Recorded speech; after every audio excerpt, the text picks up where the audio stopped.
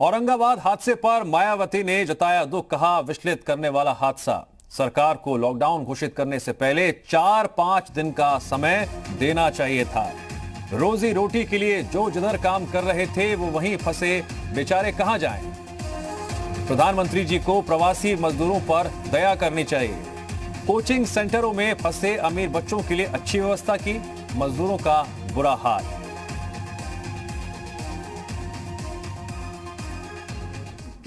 का जो घोषणा करनी थी, इनको तो ये मालूम था कि ये बीमारी कई देशों में फैल चुकी है, इनको सतर्क हो जाना चाहिए था और इनको लॉकडाउन पूरे देश में डिक्लेयर करने से पहले, घोषणा करने से पहले तो केंद्र सरकार की ये जिम्मेवारी बनती थी कि 5-6 दिन का इनको समय देना चाहिए था।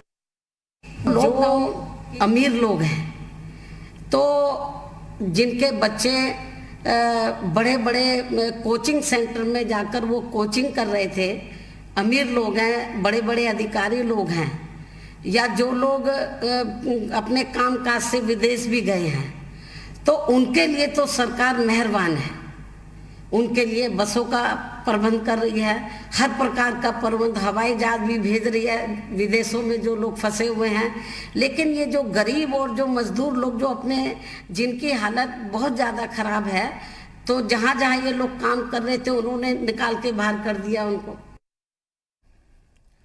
और हमारे साथ इस खबर पर चर्चा करने के लिए जुड़ गए हैं फोन लाइन पर बीजेपी नेता मनीष शुक्ला जी। मनीष शुक्ला जी, आपका स्वागत है जी उत्तर प्रदेश उत्तराखंड पर।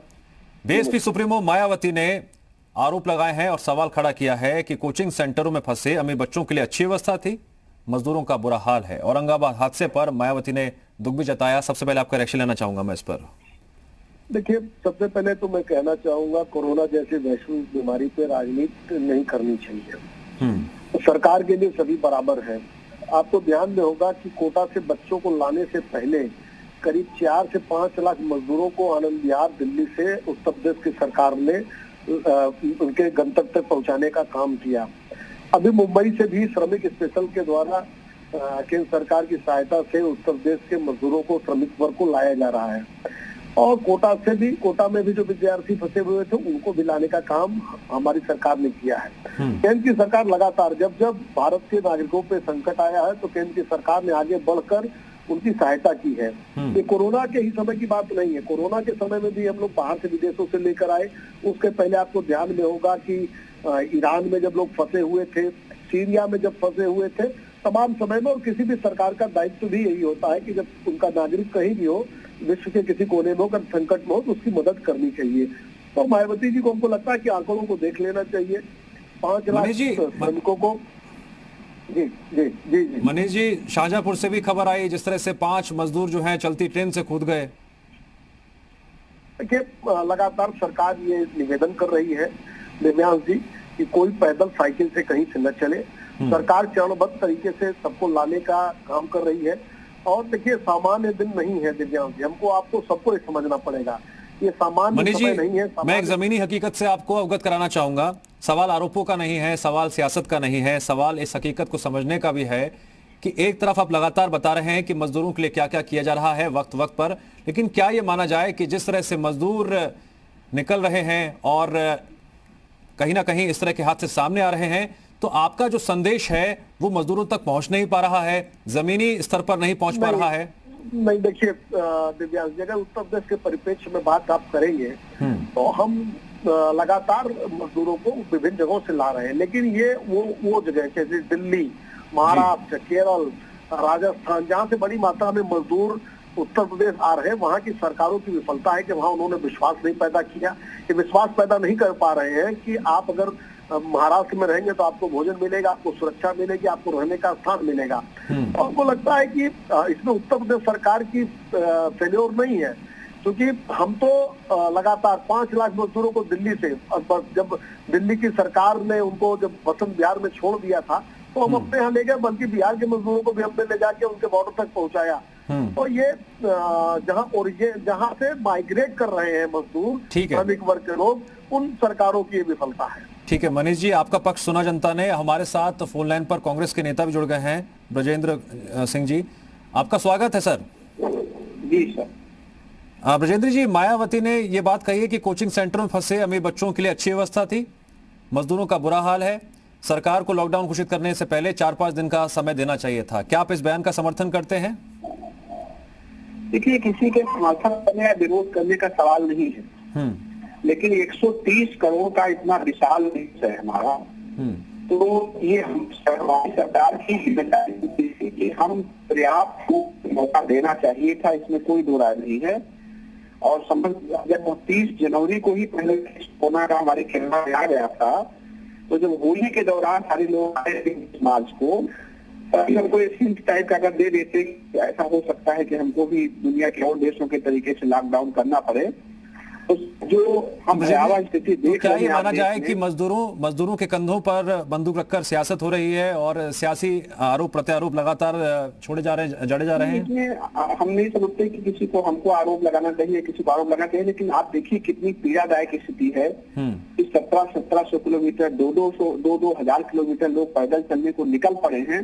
तो आप सोचिए कितनी बड़ी व्यवस्था होगी, ट्रेन के नीचे कट रहे हैं लोग, उसके जो मिक्सर प्लांट होता है उसके अंदर लोग हल के आ रहे हैं, तो दुश्वारियां तो हैं। और आप कहने में कोई अतिशयोक्ति नहीं होगी, 1947 जैसा माहौल देश में दिखाई पड़ रहा है।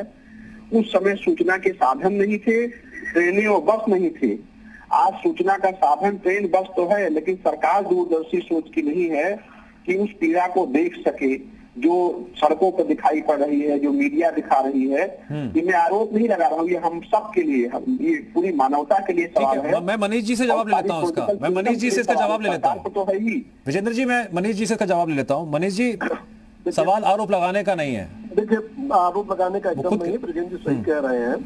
महाराष्ट्र, केरल, राजस्थान, इस तरह की जहाँ की सरकारें दूरदर्शी नहीं है, ब्रजेंद्र जी का आरोप सही है कि लोगों ने वहाँ के जो मजदूर हमारे उत्तर प्रदेश और बिहार के गरीब श्रमिक वर्ग के लोग, जिनके खून और पसीने से महाराष्ट्र, राजस्थान और केरल जैसे प्रांत खड़े हुए हैं, उनको 10 दिन 25 दिन का भोजन देने में सक्षम नहीं है उद्धव ठाकरे, गहलोत जी और केरल ने।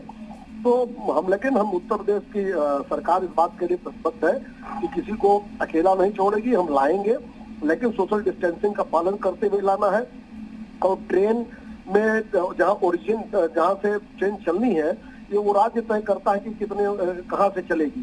तो इस नाते से थोड़ी दिक्कत है। हमको लगता है ब्रजेंद्र जी को, अपने उद्धव ठाकरे जी और गहलोत जी लोगों को भी कहना चाहिए कि कुछ दिन तो उत्तर प्रदेश के जो गरीब लोग, जिनके खून पसीने से वहाँ बड़ी बड़ी तहलकाएं खड़ी हुई हैं, उनको भोजन की व्यवस्था और उनको विश्वास दिलाए, और उत्तर प्रदेश की सरकार पूरी तरह से उनको अपने यहाँ ले आएगी।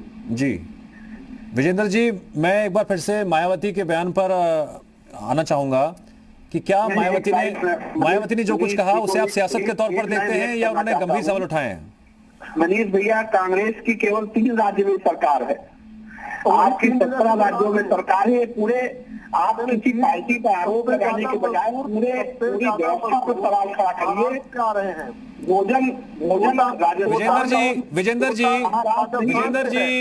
विजेंद्र जी, मैंने जो सवाल पूछा उसका जवाब दे दीजिए प्लीज। भोजन कर्नाटक के मजदूरों को देखिए, फिर से सियासत शुरू हो रही है, फिर से सियासत शुरू हो रही है। सियासत की कोई जगह नहीं है, प्लीज।